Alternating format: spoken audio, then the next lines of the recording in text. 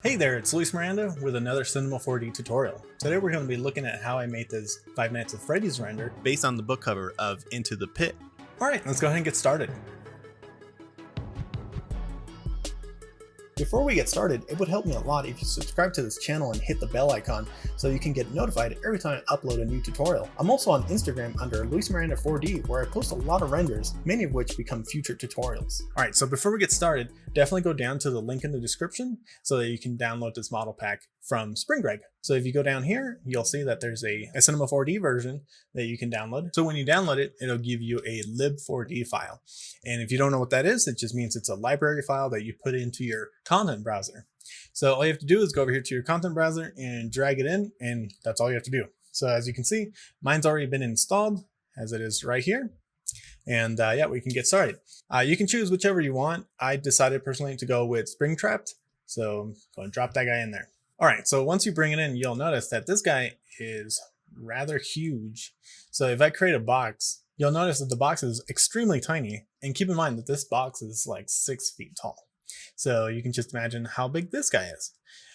So normally when you scale down a character that's been rigged, you'll get like a lot of weird distortions. But because this one was rigged in a manner that doesn't require any sort of binding, you can scale it down however, but it is a good idea to switch over from model mode to object mode whenever you're scaling characters, especially with rigs. So I'm just going to go ahead and scale this guy down. I'm going to bring this box up, kind of line it up to the floor. It doesn't have to be exact. I'm using it as a reference to make him 6 feet tall. So I'm going to put its head here at the top. Okay, we're still going to use this cube, but let's go ahead and just shut it down for right now. So I already have all these nulls created. It's how all of my project files, when they open, they already have them in there. So I'm going to go ahead and organize this guy by dropping them inside of my geo folder. So if you want to reveal all the objects within a hierarchy, all you have to do is while holding down Control and then click on this little plus button, and it'll reveal everything. And so it'll make it a lot easier to find things. So if you click on here, it'll show up here instead of just highlighting the null on top. Cool. So I'm just going to shrink down all of these ones that say hand so that we only have the arm and elbow. Cool. So in the original animation, I did not animate the arms or legs or anything like that. Basically, the only things that were moving were the head, ears, and chest. So what I'm going to do with these is basically just move them down and move them down. Cool. So he looks a little stiff, but you don't really see him when it's just his head sticking out of the ball pit. So what we want to do is go ahead and make our cube. This is going to be the container that holds all the balls for the ball pit. So let's go ahead and make this guy a little bit bigger. Something along these lines. So our camera angle is going to be something like this, where it's kind of looking down and he's looking up at us. So having an angle where it's pointing downwards would look good. So you kind of want to make it big enough to where it encompasses the frame, but not too big because it does require a lot of simulation. So something around these settings is good. So something like 330 on both X and Z is good. So now go ahead and hit C, and that way it'll turn it into polygons. And now you can actually choose this polygon. And when you hit MW, it'll let you do inner extrude. So as you bring it in, you can see that it's extruding inwards. However, mine's creating these subdivisions. So you can just turn it down and give you one. Cool. So now switch over to your extrude, which is MT. So make sure before you do that you select this thing that says create caps and make sure it's turned off. And so now you can extrude downwards without creating like a weird cap on top. Cool. So this is going to be like our pool. Everything's going to be dumped in there, but we just need it for right now, just so we have it as reference, because what we want to do is have it around this part. So somewhere around its head, because we're going to basically fill it up. And here it'll kind of give us a nice guide as to how to animate our character. All right, so I'm going to go ahead and hide the cube just for right now. And I'm going to reopen my Springtrapped model. And I'm just going to go ahead and start adding some keyframes. So let's make it around 3 seconds in length.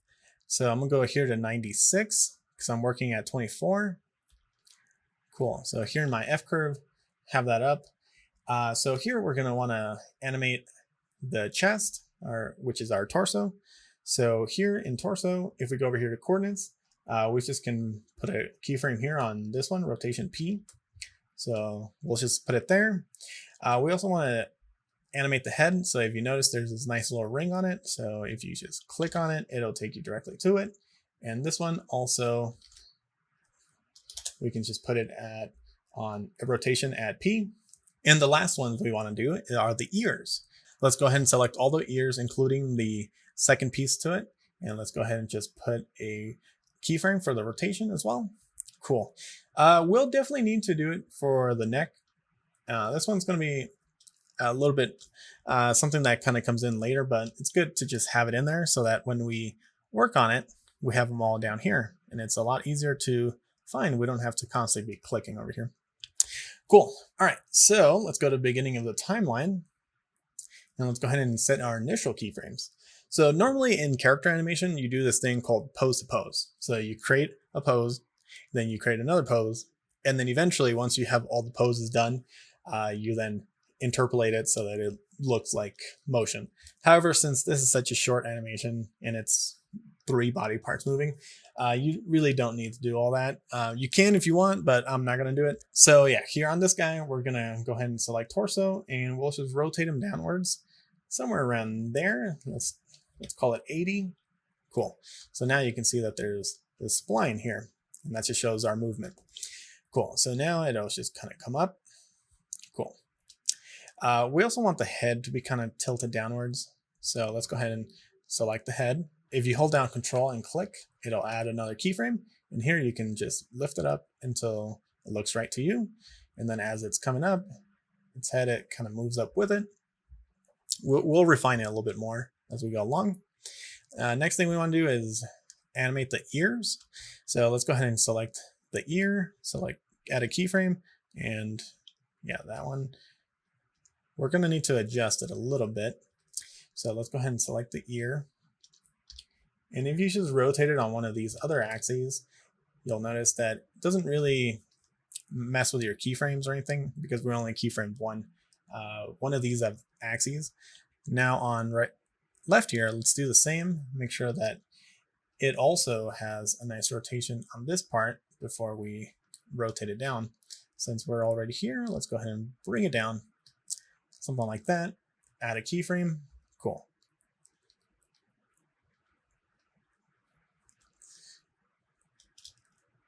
Okay, so on the second piece of these guys, I want to have these guys bent. I don't want them to be straight up like that.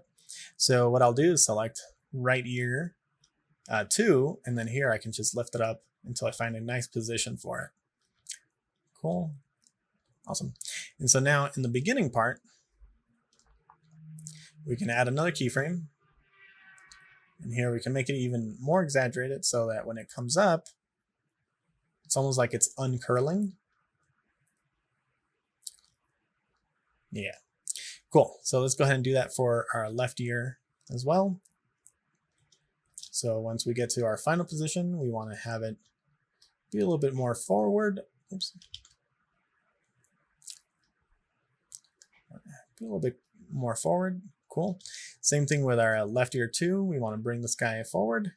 Awesome. So now let's go ahead and add a keyframe at the beginning. And let's bring it up. Cool. So now when they move, it'll uncurl. Sweet.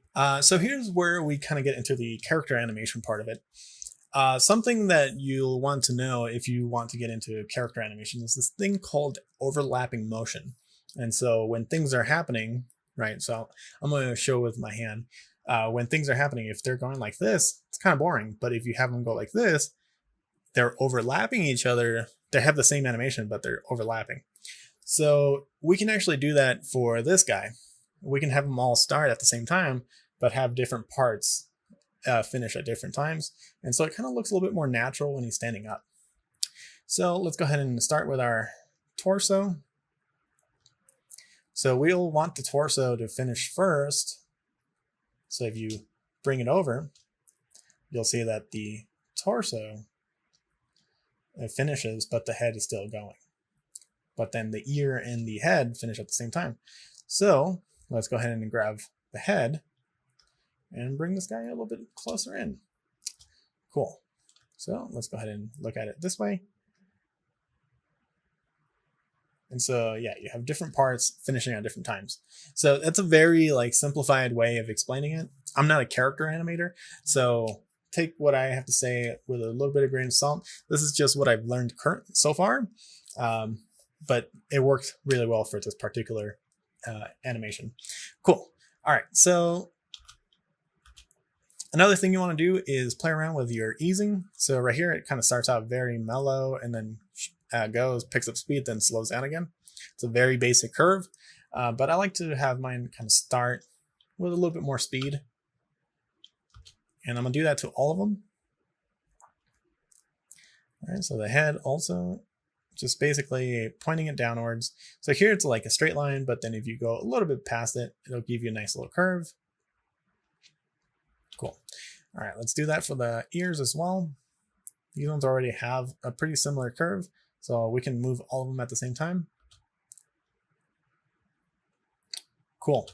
All right, so that's more or less what I did. You can definitely keep tweaking it, making it feel a little bit more natural. So definitely play around with it, add a little bit more motion. But for the purposes of this tutorial, I'll kind of end it here. But there's one more thing that I want to show you. So here on the neck, the reason I chose this particular guy is so that when it's fully upright, I want it to look like he's breathing. And so like the animation ends around here-ish. So let's go ahead and grab this keyframe. And here, let's move forward a little bit. Let's add a keyframe by hitting Control and then lifting it. Maybe somewhere around here. So when we play it, it looks like it's going back and forth. It might be a little too extreme, but we can fix that. So here on the rotation, if you click on it, you'll get this Attributes tab. And here it gives you the option to decide what you want it to do after. So here, if I put it to oscillate, you'll notice that we now have these sort of phantom curves, but that's because they're all just repeating this guy. So if we select both of them and hit Alt-E, it'll give us a easy ease curve. And so you see, it feels a little too extreme. His head is moving a little too fast, too much. So let's go ahead and bring this guy down a little bit. So if you notice, all of them are going to move out at once, and also let's make it slower. So it kind of looks more of like it's breathing, like getting excited or something. Cool. And let's go ahead and extend these guys just a bit.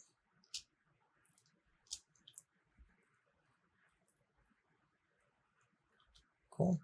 Let's see, let's grab this guy and let's bring it over. Cool.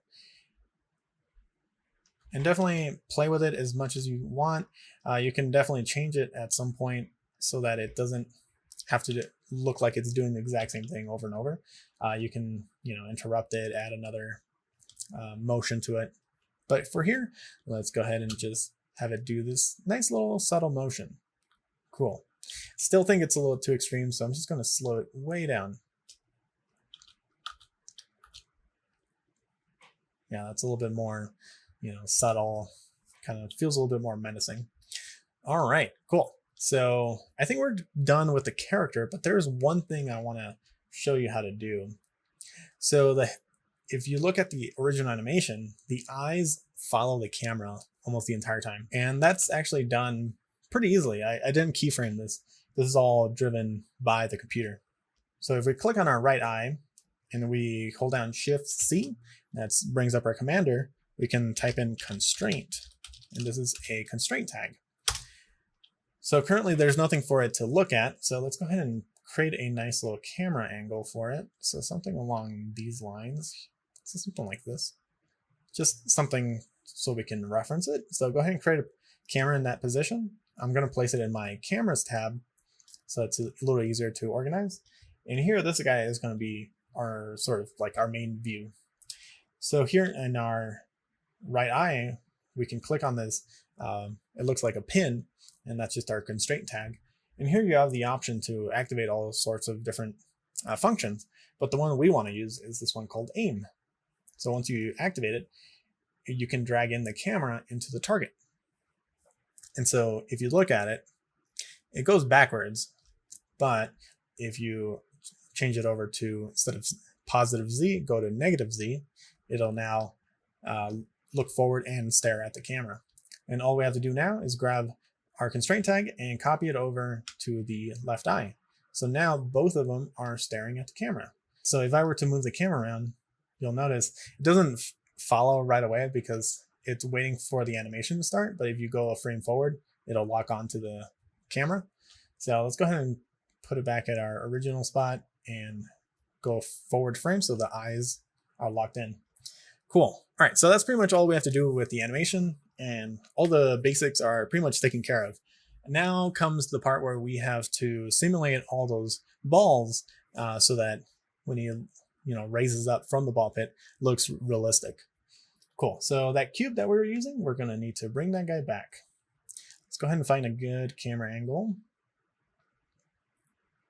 Something like this. Also, I'm not really liking how the head looks, so I'm going to just adjust it a tiny bit so that it's maybe looking, the head's down, but the eyes are kind of like looking up at you. It looks a little bit more menacing. Cool. All right. I'm going to hop out of the camera. And here is where we're going to have fun with some dynamics. All right. Go ahead and create a sphere. Let's bring it up. And here, let's go ahead and activate your lines. So if you go over here to display, go to, garage shading with lines, you can now see the lines on the sphere. Cool. So go over here to object, go over here to icosahedron. And the reason I do that is because I think it makes it easier for the computer to calculate the simulations if all the points are evenly distributed. Here on the standard, there's like this pole up here and it's very uneven throughout. But yeah, in icosahedron it has everything split out very evenly. So I'm gonna leave it at 16. I think that might still be a little too high. Let's see what happens if we go to 8. It looks like a Dungeons and Dragons die. All right, so I think 10 looks good. Let's go ahead and shrink this guy down. Let's use our character for perspective. So yeah, obviously this is a little bit too big, so let's keep scaling down. Something like that. I haven't been in a ball pit in a while, so I don't remember how big they are, but I think something like this looks right. Cool. So now what we want to do is create a cloner. So hit Shift-C again, type in cloner, and then drag in your sphere into the cloner. So it'll start making this grid, which is nice, which is pretty much what we want. Let's go ahead and bring it up. And let's make it the boundaries of this cube. So it kind of falls inside, and make sure you set it to endpoint instead of per step, because now when we increase it, it increases it inside of those 2 points. So everything inside. If you have it per step, it'll just keep expanding outwards and you have to keep shrinking it. Cool. So let's go ahead and increase it here as well. And we're going to have to add a little bit of distance, but also once you start adding on the Y, you can see that they're stacking on top of each other. So bringing them up. Let's see. Enough for 10. Oops. Let's do 10. Alrighty. So we'll see how that does within the simulation. We might have to make some adjustments, but we'll deal with that later. Cool. So I'm gonna drop in my cloner inside of my geo. Cool. So here inside of our tags, we want to go to simulation. And for our balls specifically, we want to do rigid body. So when we hit play, you'll see that they start falling. And on our cube, we want to add another simulation tag, but this one we want to do collider body. This one will stay frozen and the balls will just fall into it and collide. Make sure that your cloner isn't intersecting, because if they are, it'll explode and it'll look really weird.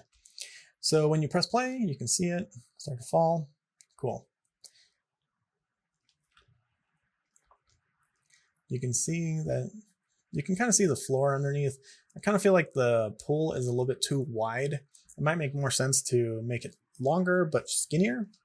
So I'm gonna create a new window to help me out. So if I go over here to window and then here to new view panel, I can create a new view and I can just dock that over here. And here on where it says default camera, I can just change it to RS camera. So in our RS, I'm going to change it to something like 80. So it looks a little bit more like a poster. So I'm not liking how this guy's looking, so I'm going to go ahead and make some adjustments. Thankfully, since it is geometry, we can just easily move things around, make it a little bit longer, and maybe push it forward.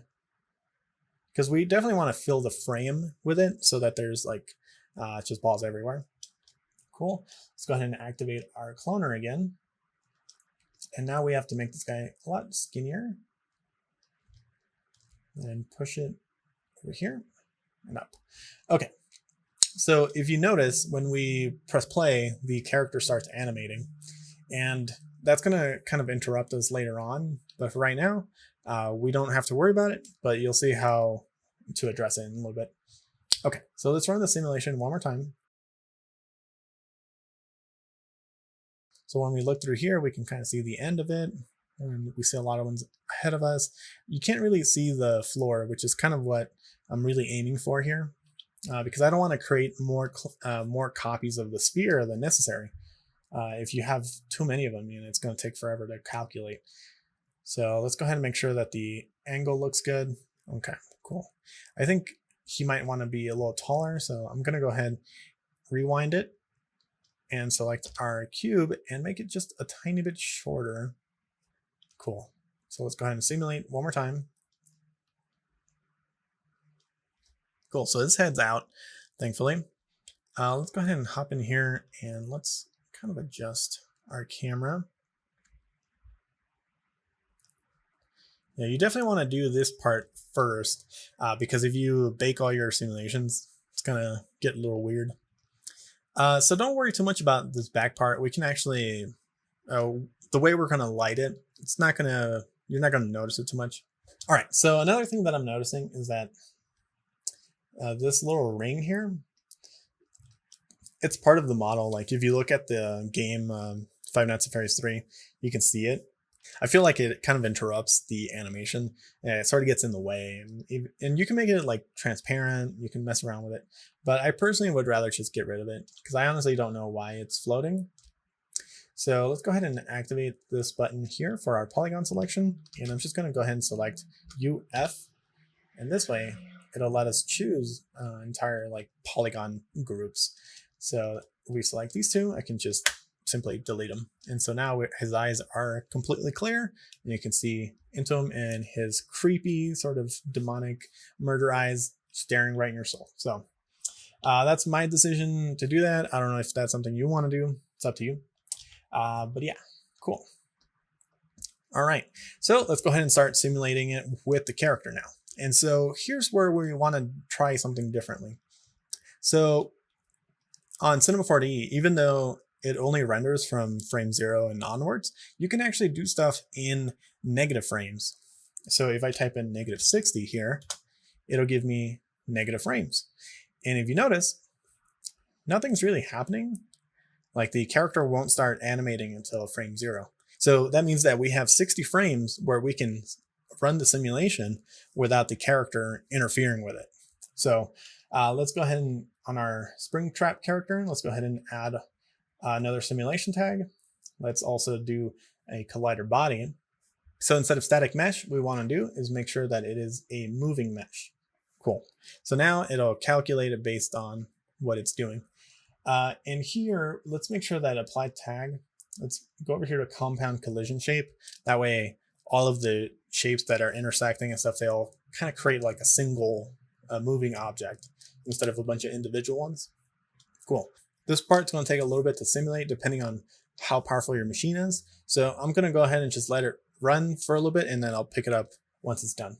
All right, so now we should see our character coming out from the ball pit. So it's going to be a little slow, but I'll speed this part up for you guys. I noticed something right away is that during the simulation, you can actually see the floor. And so here's where you're going to want to decide what you want to do with this. You can either add more balls, which I wouldn't really recommend. I mean, it might mix it. You might have to do it because otherwise you're not going to be able to get it to work. The other thing you can do is here on this floor, you can actually lower it.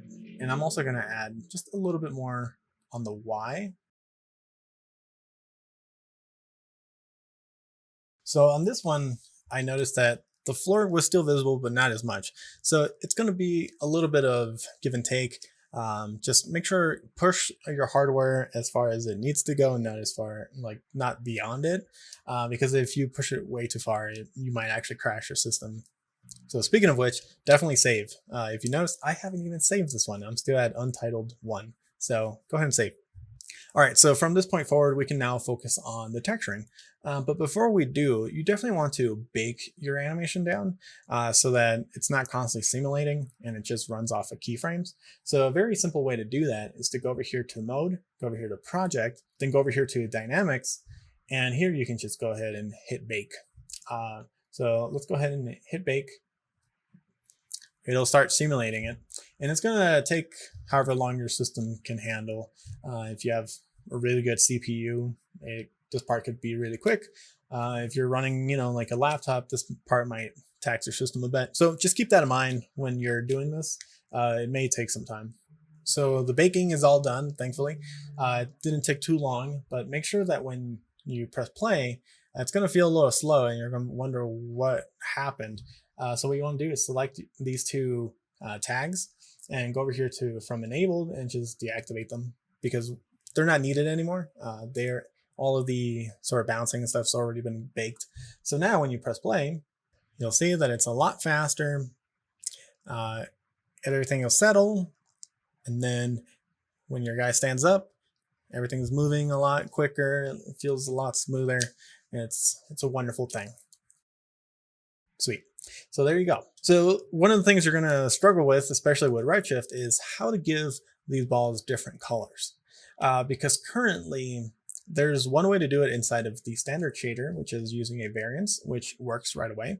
But in Redshift, you kind of have to take a different approach for it to work. So let me show you how it works. So let's go ahead and grab our cloner. And what we want to do is hit Shift-C again. And what we want to select is a random effector. Let's put it down with our cloner. And so inside of our random, what it'll normally do is it'll try to move the position, all that good stuff. We're going to deactivate that. Instead what we want to do is go over here to our color mode. So if you go to effector color, it'll give you all these random colors, which is kind of what we're going for, but not exactly. The thing you want to do is actually change it over from effector color to field color. So this will turn them back to white. However, you can go over here to your fall off and then create a field. And here we can just go to our random field. And here, what we can do is go to color remap. And inside of color remap, we can then just select gradient. And so as you can see, they're starting to change color. Here you can just drop in whatever colors you want. So if I were to do a full rainbow, you can see lots of colors. So I don't want to do a full rainbow, and also I don't want there to be gradients between them. I want them to either be a set of blue, a set of green, and all of them have the same color. So what I like to do is select all of them. And here inside of interpolation, instead of cubic, we go to step.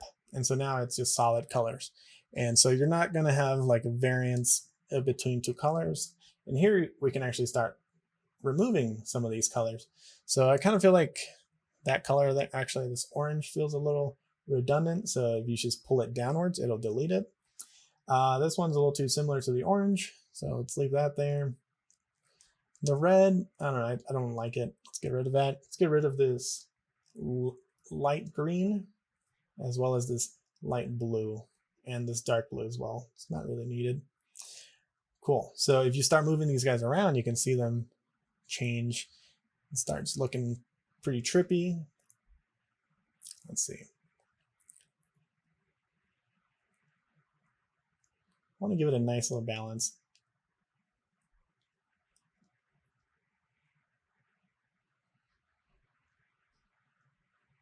Cool. So here in the middle is sort of where it affects the most of them. And I want most of them to be this yellow color. I also want to introduce a bit more blue. So I'll put it right after this one. Actually, I'm gonna put this purple one over here. Maybe less of them. And it's purple. Actually, this purple and maroon kind of feel a little similar, so I'm just going to go ahead and kill that. And this maroon, I'm actually going to make it a little bit more closer to purple. Let's go ahead and desaturate it just a tiny bit. Cool. So yeah, definitely play around with it. Find like a nice balance that you like. I think this one looks a little bit too much like the Denver Broncos, so I might actually change this around a little bit. Maybe throw the orange back here.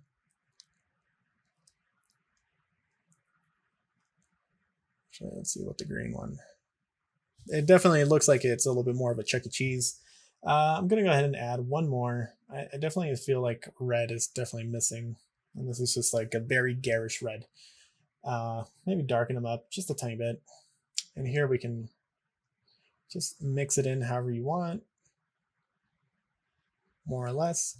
It's very cool that it's all like within the viewport, so you can see it really easily.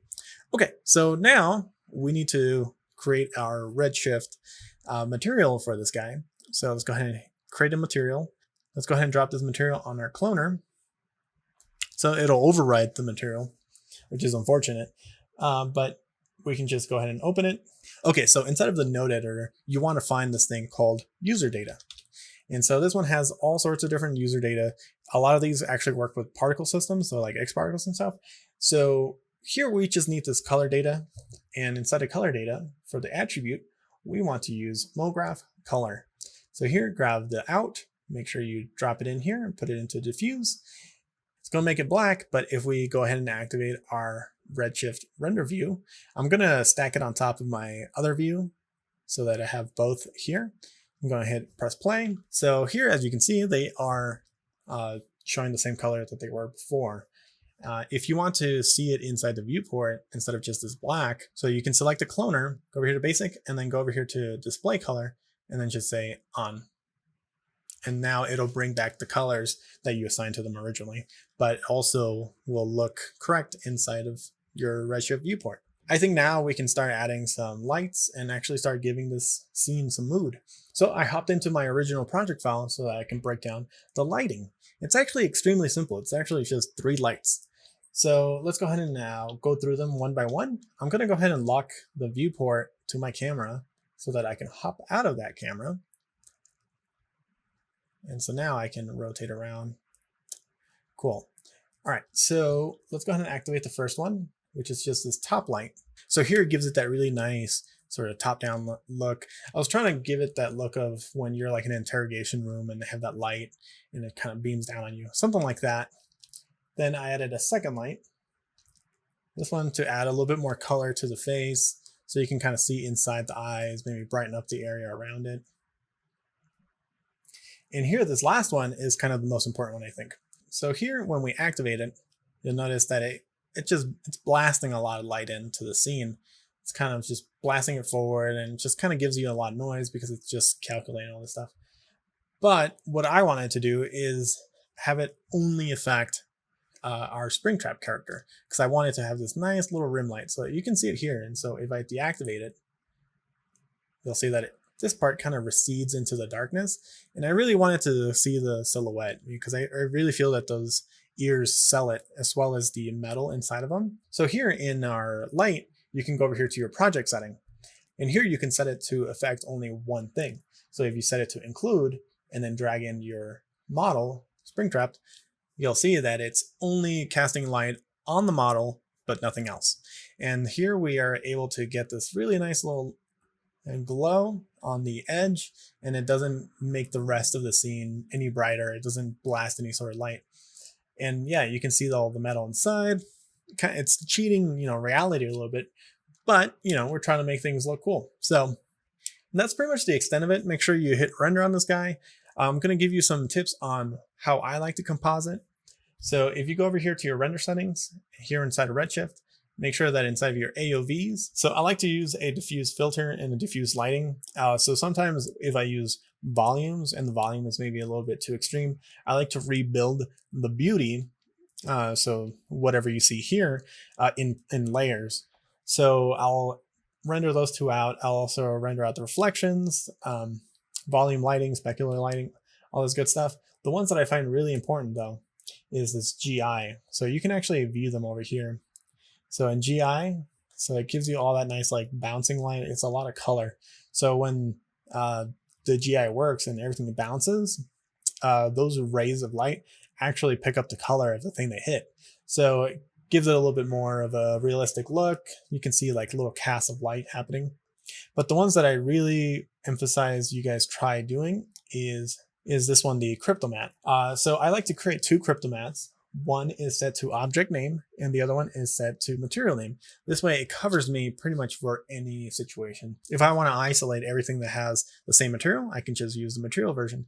But if I want to isolate objects, even if they have the same material, and just isolate this one person, I can do the object mode. So it's really helpful, and so it gives you a lot of control, and you don't have to go in and create a lot of different masks or object buffers for each thing. This thing just takes care of everything for you. So yeah, by having that, you're pretty much good to go. So if you want to copy what I put here, you can go ahead. So let's go ahead and hop into After Effects so we can break down the composite, and so you can see how I brought it to life. Okay, so here we are in After Effects where I composited all my 3D passes and did some color correcting. So first thing you should know is that I use this plugin called Looks from Red Giant. So if we go into it, we can see all the different color correction that I did to it. This was kind of like based off of one of their presets that come in here. So like something, probably one of these filmic looks. Took some of the elements and then added my own, tweaked them, made them look however I want. And so I put that on top of everything.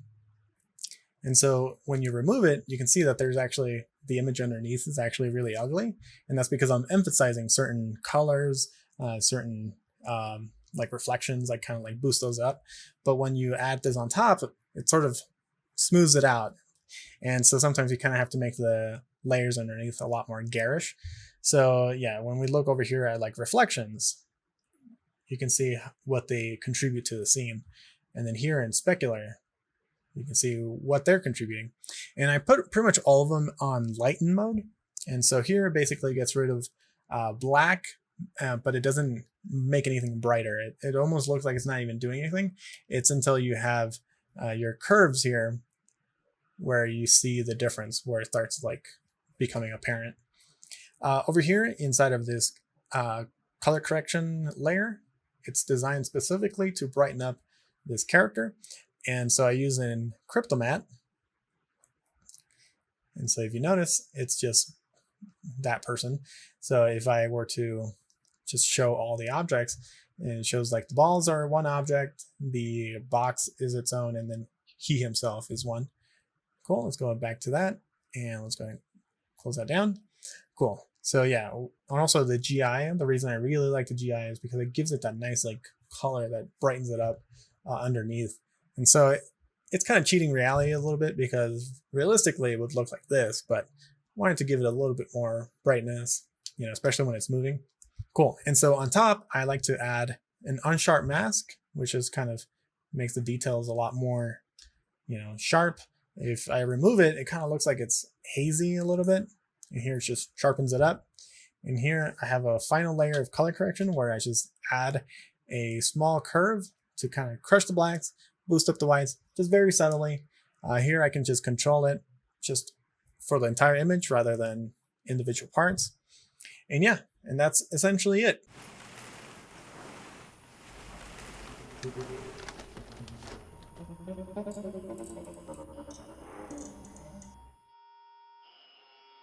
So that wraps up the tutorial. So I really hope you guys enjoyed what I showed. I really enjoyed making this guy. This was actually something that I was just experimenting with. I was doing a lot of Five Nights at Freddy's renders because I'm a huge fan of the series. And this guy turned out to be one of my more popular posts. And it got a lot of attention, like on Reddit, on Instagram. And so people have been asking me for, you know, like how I made it.